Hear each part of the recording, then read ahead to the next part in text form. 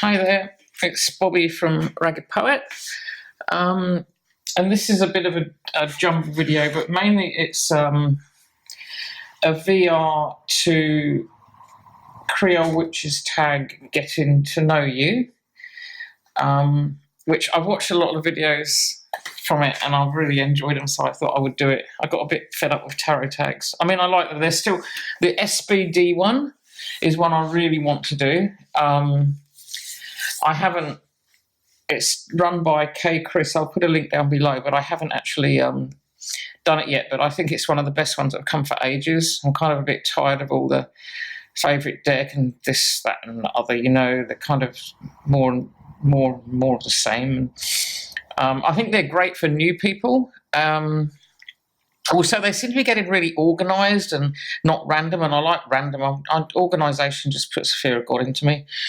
I like more random stuff, but I think, like, you know, the newbie ones, they're really good for when people first get into this. They're a good way of for people to break the ice, but then you just want something a bit more.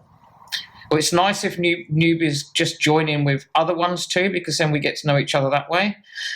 Otherwise, it's kind of like being in school, which is completely screwed up in my opinion, when you only learn with people of your age, your chronological age, regardless of anything else, and mainly, well, depending where you live. But so, I mean, we came from a very multicultural country, but New Zealand's quite bicultural. When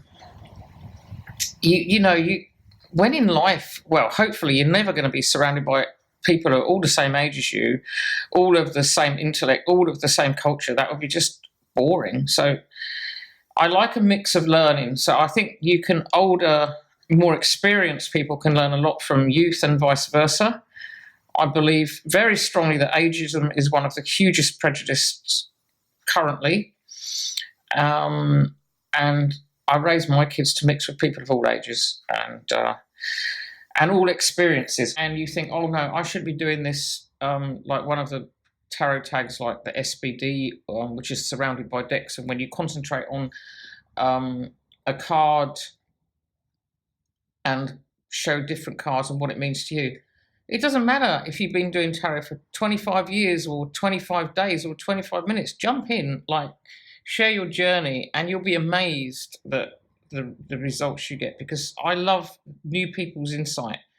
And people can get too boring and old about it and too stuck in their ways, and sometimes a new refreshing insight is an awesome thing.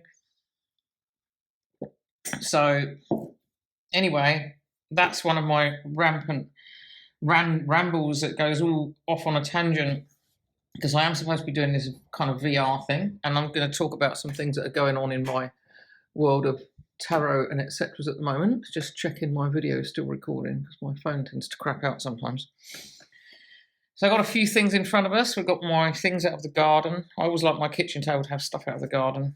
No one tends to eat on the kitchen table, rarely. So I've got a book I've just been reading that I love. I've got my Lenormand deck, because I'm doing Junimond, run by Kelly of The Truth in Story.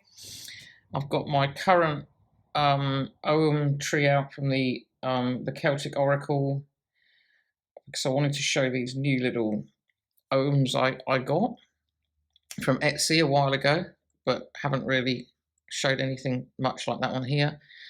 I'm doing an Instagram challenge called Tarot Seekers, run by Tarot Alchemist, Temperance Tarot, and Lotus Intuitive, and I'm using the Prisma Vision Tarot for that challenge, which has kind of proven to be pretty awesome, except you have to make choices of cards for this and that, and I'm not very good at that. What else is new? Oh yeah, this darling little, I've been looking for a card holder for ages, and our local trade aid shop closed down for a while, and they opened again. I went in there the other day to get some tea and incense and stuff, because I like to buy it from the trade aid shop. And I saw these photo holders, and it's just a heart, like made out of clay or something like that, little slit in it. It's just gorgeous. It's just the most perfect, wonderful, unobtrusive, lovely little card holder ever. I just adore it. So share that with you. I mean, yeah, you could make them. Now there are probably thousands appearing on Etsy, but there might already be some, but I haven't found them.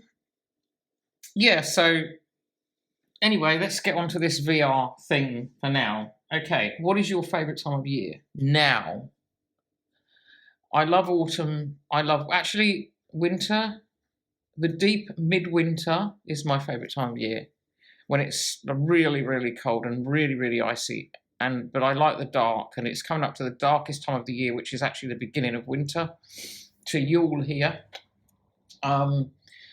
And that's when winter really begins, and that's the darkest night.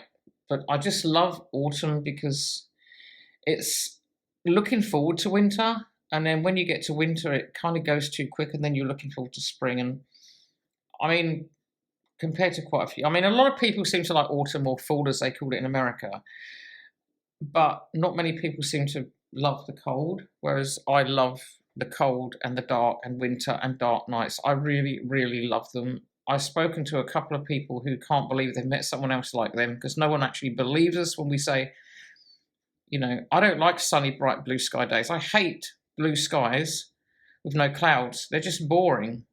Hate's too strong a word. I don't like them. I don't mind on icy cold days, but I really am not a blue sky person. I'm not a sun person. It's okay to feel it now and again if you're cold, but I prefer it if it's reflected by snowlight. I'm just winter child all the way. So I'm drinking my coffee and spilling it. And I like autumn because you're looking ahead to that time, and I like the colours when the last leaves are on the trees like they are here now. And that's pretty awesome. When I lived on the North Island, they don't really have autumn. They don't have seasons up there. It's kind of not good. I actually want to move further south, which is like north in the Northern Hemisphere. Our south is the colder climes. So I can actually really wake up with and anticipate there being snow at ground level, which that doesn't happen where I live, at the top of the South Island. So that's my favourite time of year, totally. The only times I've loved other times of year are when my babies have been born. And I have one midwinter solstice baby. She was born on December the 22nd. I've got one child who was born on Beltane, Tabby. She was born on April the 30th, which is the night of the witches. And then I've got an August baby, which is summer in the Northern Hemisphere, but winter here. And a February baby, which is winter here. And she was born on February the 13th, which is winter, in the north, and summer here. And when Polly was born, there was snow on the ground. And when Phoebe was born in December, there was snow on the ground. So I had two sort of snow time babies. But that changes everything, babies, don't they, children? Okay, what's your favourite time of year? Done that. Number 2, describe your perfect home. I think I had my perfect home, the last house I had in England. My perfect home is when all my children were there and they were younger and they were still under my roof and, you know, doing stuff together. And this house that we built, and this dream house, which I bought this house. My ex-husband and I dreamt about this house for 5 years. We went to look at it, and it was being sold by this friend of ours who was like an actor, and his wife, and they'd kind of split up, and they wasn't sure what was happening. And they said they were going to think about putting it on the market. And then we didn't have 2 pennies to rub together at the time. We couldn't even afford a garden shed. And then a couple of years later, they came into our shop because we had a business over there and said, we're putting the house on the market. But again, we just bought our first house, which was the only real modern house I've really lived in my life. It was kind of built in the 60s, which I know that's not modern to a lot of people, but it's really modern when you're used to living in 400-year-old houses. So anyway, we lived in this house, and our business kind of took off, and we were going to move to another house, and my ex-husband was crazy about hi-fi and wanted a huge hi-fi room and stuff like that. And we looked at lots of houses, but none of them, they all fell through. And then one day I woke up, we'd sold our house, and we had a chain of about 6 people beneath us. And one day I woke up it wasn't even day, it was the middle of the night. And I woke up, Nick, and I said, I know why all those houses have fallen through. I know why we've not got them. I said, we're meant to have the Willow House.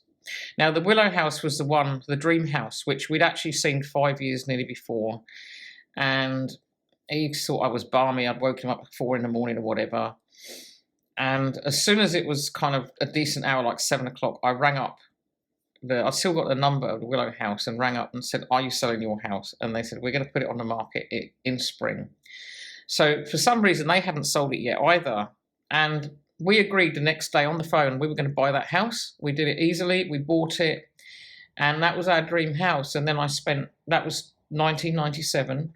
When we moved there, I was pregnant with my son, and he was born there, and Phoebe was born there, and my kids grew up there, and I spent 8 years working on it and building it, and I built a tower on it, and I have a photograph of it.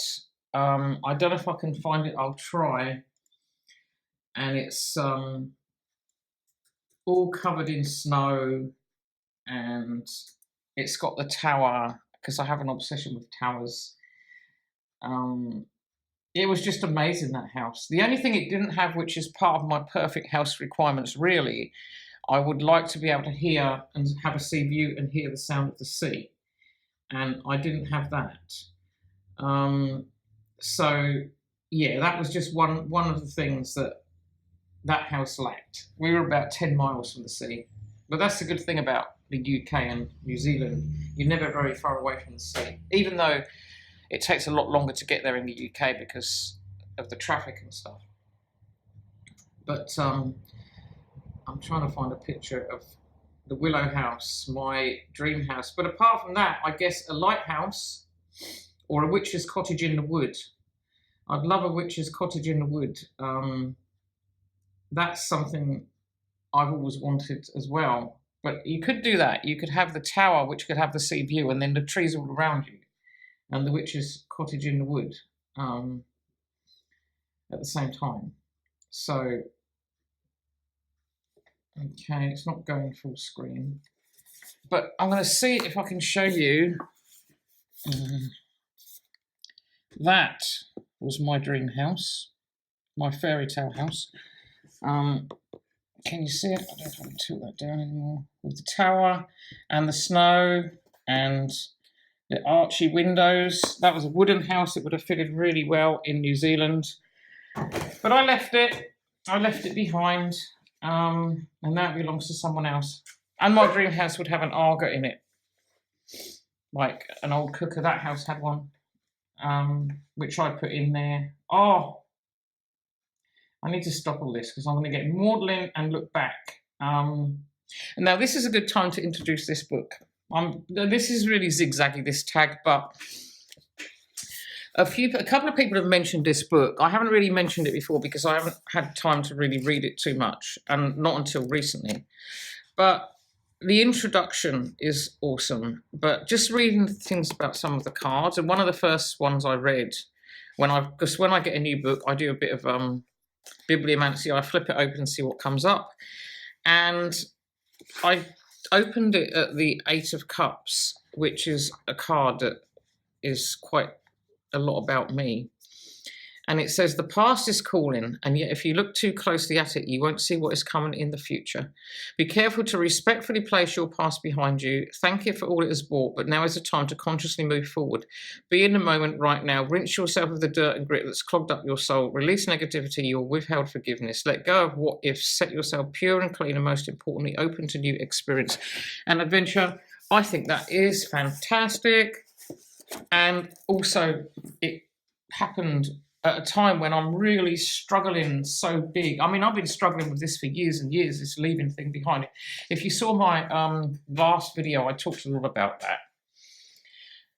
So going on about the houses. But yeah, my future dream home, because I'll never be able to go back to the Willow House to that time and that place, will be when I have to move into this new place. So my home will not just be bricks and mortar. It will be the home that I feel, instead of this kind of in between the past and now, not knowing if I belong here or back in England, missing. Don't drink. The home will be how do I put it into words? Something that I feel more, that really feels like home,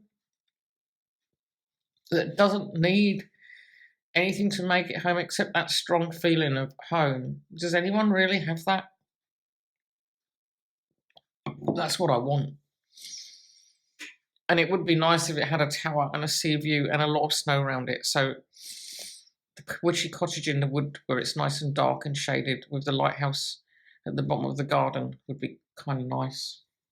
Moving on. If you couldn't be a witch anymore, which religion or faith would you choose?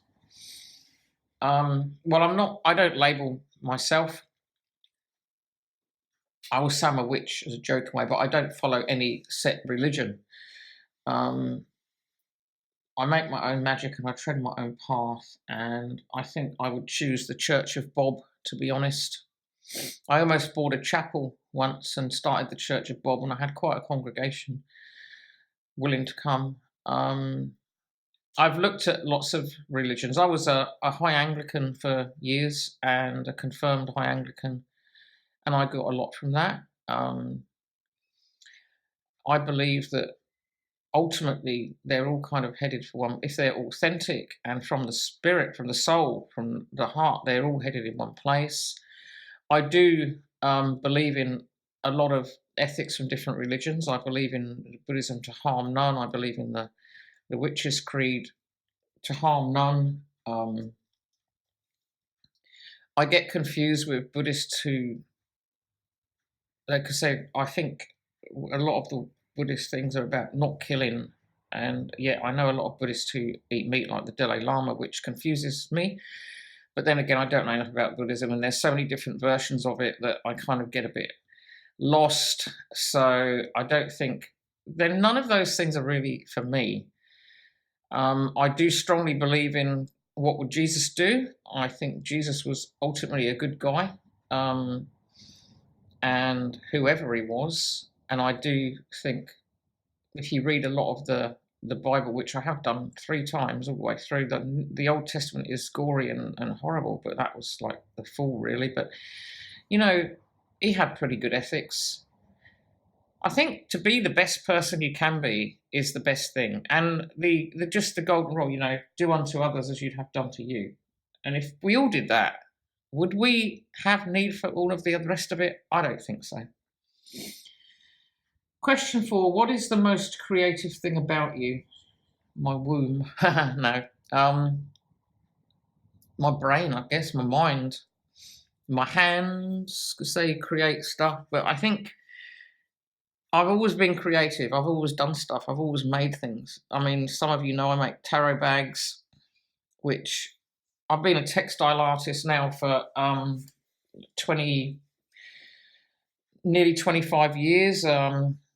I've got an art degree. I've got a writing degree.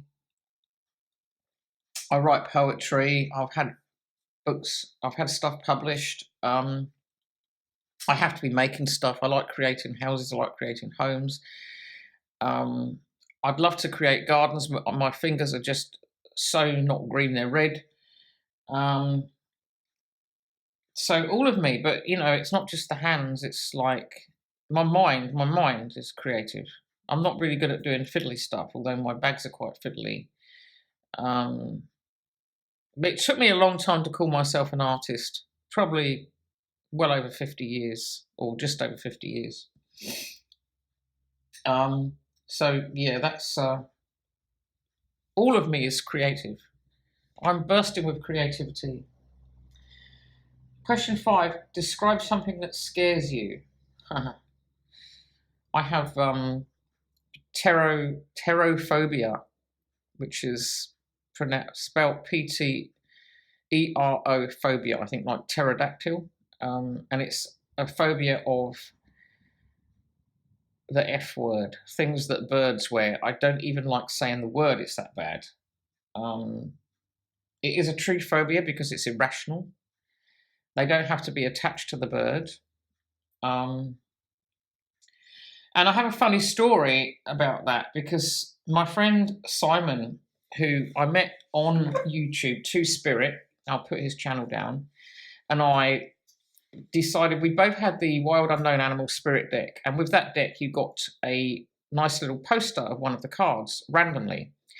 And mine, I joked when I opened it, thinking, "Oh, please don't let it be a bird one," and it was the swan, which could possibly be how this phobia started, because my mother's got it and her mother had it, and I think I heard a story that her grandmother or something got her arm or leg broken by a swan. I'm not sure, but the phobia is not of birds; it's of the things they wear. The F word. But having said that, because birds have them, I can't go near them. Though I do feed them, and like I can't look at detailed pictures. So anyway, Simon said, "Oh, do you want to swap?" And he had the dragon, I think. And I said, "Okay." So we did this. We talked about my phobia and everything. We did this trade, and we swapped our posters. And then I had this deck that I wanted to send to Simon. It was an old hippie trippy Rider-Waite-Smith style deck, because he loves the Rider-Waite-Smith. So I sent that off to him, and he sent me. He knew I'd been looking for an altar broom, and I'd just recently made one, and he found one and sent it to me. He said, "You've got a part." He didn't tell me what it was. He said, "You've got something coming in the mail," and then a couple of days later, he said, "Oh, did you see the pictures on my Facebook?" Because he knows I like wildlife and things, and he works next to a wildlife farm place. And there were these pictures of rabbits, and there was a peacock. And I said to him, "Oh, the bunnies are cool, but shudder regarding the peacock." He goes, "Why?" And I said, "You know my phobia, the F word." He goes, "Oh no, I'm rather worried now about your gift." I said, "Okay, does it have an F word in it? Because if it does, someone else is going to have to open it for me." He said, "Someone else is going to have to open it for you."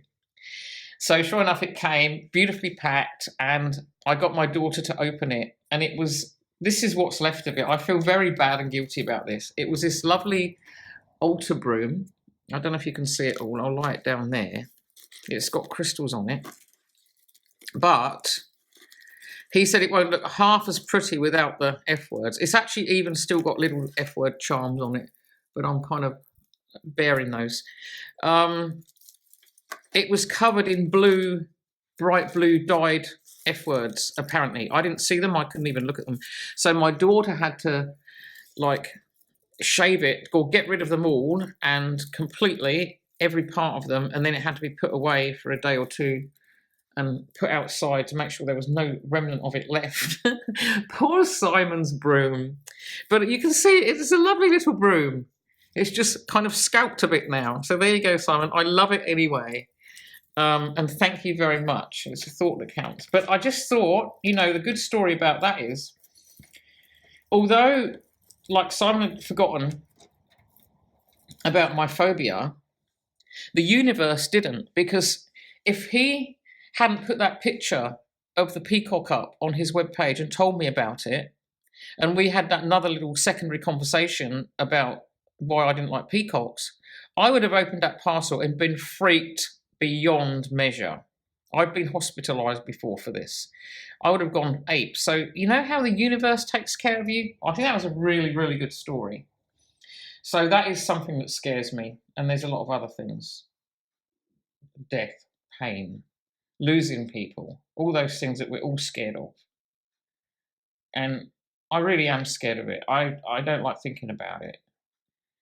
I would like to meet someone. Wouldn't we all like to meet someone who has been there and come back? Maybe, I know people have and don't have any fear, but I do, which is why I admire people and envy people who have that real true faith and belief in heaven. But I'm not going to talk about that anymore. But I'll describe my true phobia. Question 6. Who is your hero? I've said this before. My kids are my heroes, and my mum. My mum is amazing. She was a single parent in the 60s when it was really hard. She worked full time. She had TB when she was very young. She was given 6 months to live when I was a baby, and she carried on working, and she's now, I think, 74 or 75. And she only gave up working 2 years ago. Or 3 years ago, maybe now. and she's not very well at the moment, but she's worked and she's been really strong, and she raised us kids, so we lived in various places, and she just worked all the time to support us, um, on her own. And she always said, we come from good, strong stock. And it must have been really hard for her. I've been a single parent for over 12 years, and it's not easy. But then it would have been harder. And she had no family around her. Her mother died in childbirth, um, giving birth to her. So she had a really tough life. And I love my mum and I miss her. And she's my hero. And my sister, she's also my hero. My heroes are real life people. People I know, people who proved their heroism, if you like.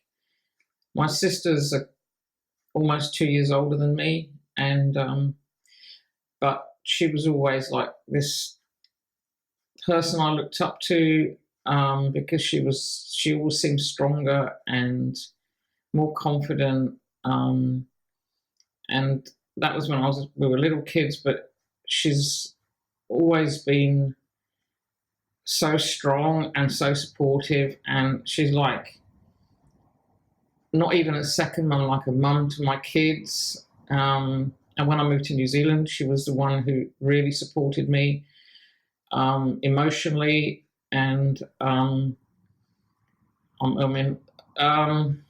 so I just nudged the camera a bit, but yeah, Debo is incredible. And when my kids are with her, it's like, I know I don't have to worry. She loves them as much as I do. She's had some really tough times in life, and she's come through really strongly, and she's a huge inspiration. And just, I love you, Debo. So yeah, and my kids, because they're my tribe, and they really, when we came here, like the borrowers in the middle of the night, they really helped. They supported him, and they support each other. They're the most amazing family. Like, they're always there for each other. No one can raise that real hero thing in me than those people. So tell us about an animal you love or have loved with all your heart. All of my animals I've loved with all my heart, every single one of them. Moon, who I just lost, Snoopy, was our mini lock bunny that we had for many years, and he was just a little house rabbit, and he was awesome and such a big part of our lives. All my cats, every animal I've loved with all my heart. I couldn't possibly name one animal because I love them all. Question 8, do you believe in soulmates? I'm not quite sure what a soulmate actually is. I do believe in people that I've known a lot longer than this life. I've met people that I've just seen or felt their energy, and I've known they're going to be a big part of my life. And I'm always right when I meet someone for the first time. I don't even have to talk to them. I don't even have to see them. I feel an energy in a room, and I know something about it. Then I'll see someone, and I just know instantly that person is going to be a big part of my life. And it's also happened online, with a couple of people. Some people have just stuck with me, and I've known they're going to be a big part of my life. If that's a soulmate, yeah, I do believe in them. But it happens to me quite, and I'm never wrong. I've never ever been wrong when I've met or seen someone, and I had this huge, strong energy in a place, and sometimes I had to go back again and wonder what it's all about. And that person has become a part of my life. It's happened with the last 3 partners I had. It is amazing. So yeah, if that's a soulmate. Question 9, would you rather create art or view art? Amazing. Wow. Well, both, I think. I love to create art because I'm in it. But when I create it, I don't class it as art. It's me creating. So I guess I'd probably rather view art. When I've made something, it has to go because I don't know. I don't keep my things I create ever. Maybe I can't see them as art. I don't know why that is. That's some weird thing I've got. But I don't think I've got anything that I've created. I keep my poetry, copies of it, but I do send it out there as well. So I think I'd probably rather view art because what I've created, the act of creating is for me, the creating it is my thing, is my bit of it. The bit of what you get out of something when you view art, I've already got out of it by creating it. So once I've created it, I've had all the joy and pleasure and everything in. Then it's ready to pass on to someone else. But I've got art that I've got my own little art collection, which I've had for years, and I love to view it over and over again. That never gets stale.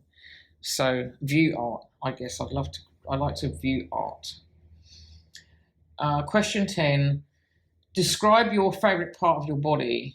I just said earlier in the creative, my womb. I love all my body now because it all helps each other. My hands create, they've held my children, my eyes see things, and that's how other people look at you through your eyes. I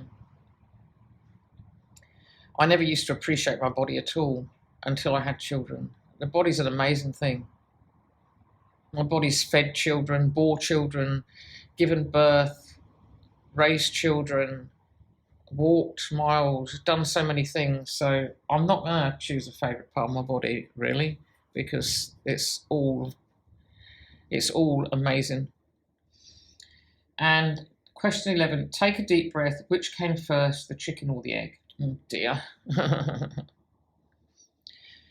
Well, I think I'm going to go for the egg because it's smaller and it's the more of a seed, and you can't.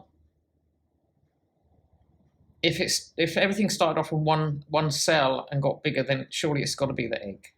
I don't know how the egg knew it was going to be a chicken.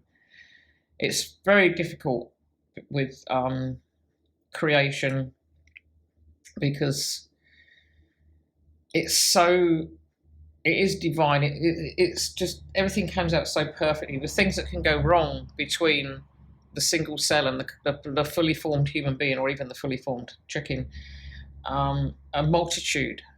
And how can it be random? It just works. It just happens. So I don't know. I believe in miracles, though. So this is my VR to Creole Witch, and I want to thank him for starting this video, and I want to thank everyone else who's taken part in it. And I think so I told you I'm doing that Prisma Visions, the Tarot Seekers Challenge at the moment, and I'm doing I really so badly want to learn Lenormand. So we did Lenormand last year, and this year Kelly's doing, because she's brought out a new Lenormand deck, and she's doing Junemarch. So, and the idea of this one is you shuffle through, this is a German Repro deck that I got from Etsy. You shuffle through the cards each day, so there's 36 cards, so I'm not sure I haven't looked that far ahead, so we're probably going to maybe go into July. And you take the card of the day, so today I think it's a 6, so the card, or yesterday I haven't done today's yet, or maybe it's a 5th today, I don't know. Anyway, the card yesterday was the tree, so you shuffle through the deck, find the tree, which I did, and then you take the card that come either side of it. So say we're looking at the lilies, or is that the bouquet? You've got the man one side and the birds the other. So like yesterday today I got the tree, and one side was the clouds and one side was the key. And then you work out the meaning. So from what I recall, you read key plus tree and then tree plus clouds. And this, you can see that the light side of the clouds is near the tree. If the clouds had been there, it would have been the dark side, because the cloud normally has a dark and a light side. So to me, this means, and the key is about unlocking and revealing things, and the tree is about well-being and good health, and I think good family and stuff as well, and good past stuff. So to me, it means wonderful things can be unlocked if you look on the bright side. That's my quick reading for that. And so with that, and removing my hair, I'm going to leave you. And thank you for listening and watching and being with me for this time, and for all of your input into this online community. Okay, bye-bye.